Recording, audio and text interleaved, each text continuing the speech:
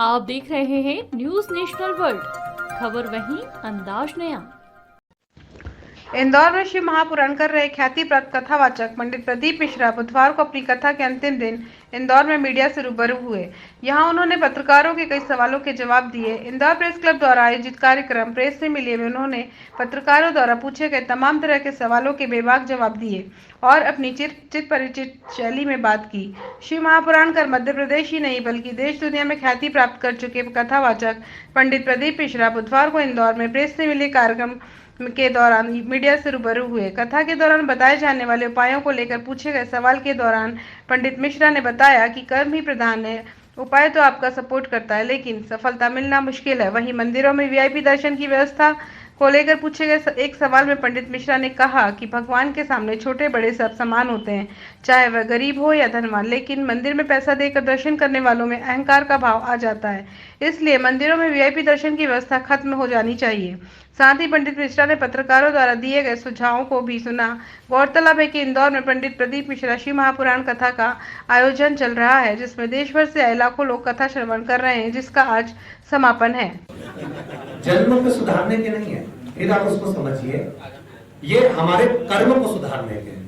अगर आज हम अपन जो भजन कर रहे हैं अपने कर्मों को सुधारने के लिए, आप अगर जल चढ़ा रहे हैं तो अपने कर्मों को सुधारने के लिए, क्योंकि हम जो पूर्व में करके आए उसका दुख तो आज ही हम भोग रहे हैं ना। अब जो भोग रहे हैं इसको भजन के माध्यम से धीरे धीरे धीरे धीरे उसको कम कर रहे हैं। कहीं ना कहीं संस्कारों की कमी है। ऐसा नहीं है कि माता पिता बच्चों का ध्यान नहीं देते।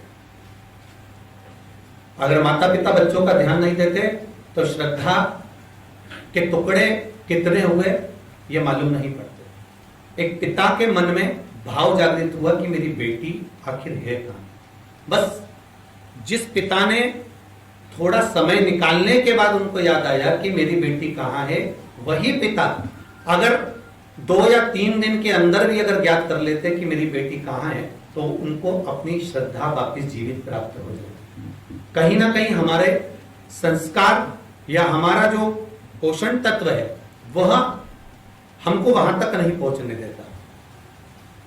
चलिए, आज ज्यादा से ज्यादा पूरे इंदौर में आप खोज लीजिए, जितने भी माता पिता हैं बच्चों को संस्कार देने के लिए पीछे कभी नहीं हटते। हर माँ बाप देते हैं, पर बच्चों को उस उम्र में सिखाना चाहते हैं जिस उम्र में बच्चा सीखना ही नहीं चाहता।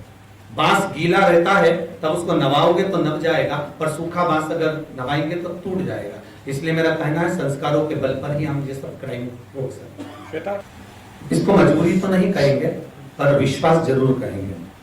पहले हम जब जैसे एक बच्चे को मालूम पड़ जाए कि ये मेरी माँ है और एक बच्चे को मालूम पड़ जाए कि मेरी ये सौतेली माँ है, उस बच्चे को ये मालूम पड़ना चाहिए कि अभी तक मुझे जो पालन करा वो सौतेली माँ ने करा, पर अब जो सम्मुख में आई है वो मेरी माँ है।